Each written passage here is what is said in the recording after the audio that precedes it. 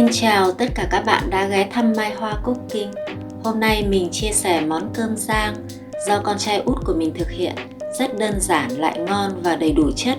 Đây là món tủ của bạn ấy trong cuộc sống sinh viên, và do được mẹ đào tạo rất bài bản từ hồi còn ở nhà, cho nên bạn ấy có vẻ rất tự tin thể hiện trong dịp đến thăm nhà một người bạn sinh viên khác. Nếu các bạn có hứng thú thì vào bếp cùng làm với con trai của mình nha.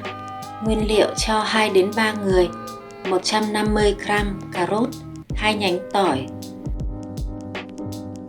150 g hạt ngô, 150 g hạt đậu Hà Lan, 2 quả trứng, 2 miếng lườn gà, 2 cây hành lá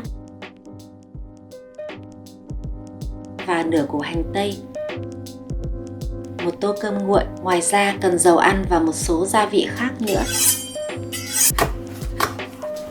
Trước khi rang cơm thì phải thái nhỏ tất cả các nguyên liệu cần thiết.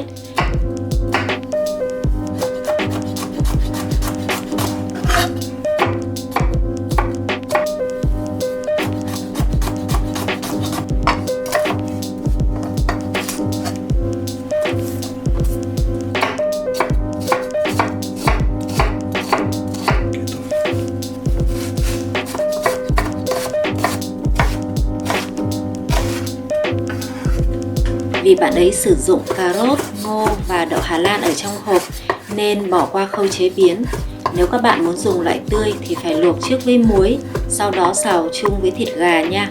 Thịt gà có thể thái lát như bạn ấy hay thái hạt lựu đều được.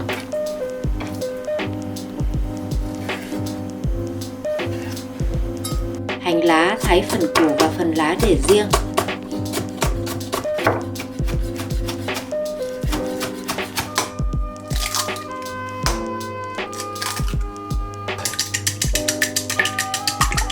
Bây giờ chúng ta sẽ xem bạn ấy rang cơm thế nào nhé.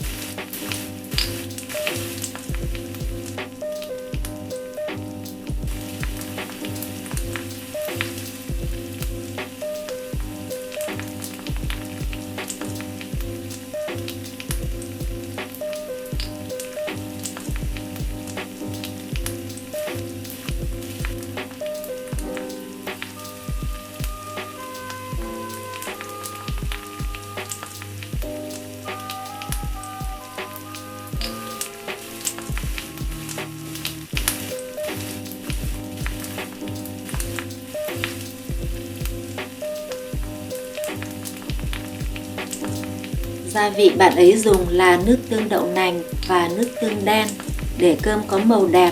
Sau đó có nêm thêm muối.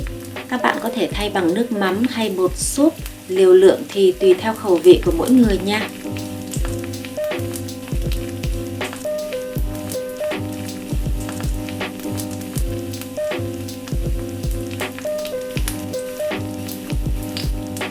Wow, thành phẩm nhìn khá hấp dẫn và rất bắt mắt vì đầy đủ màu sắc.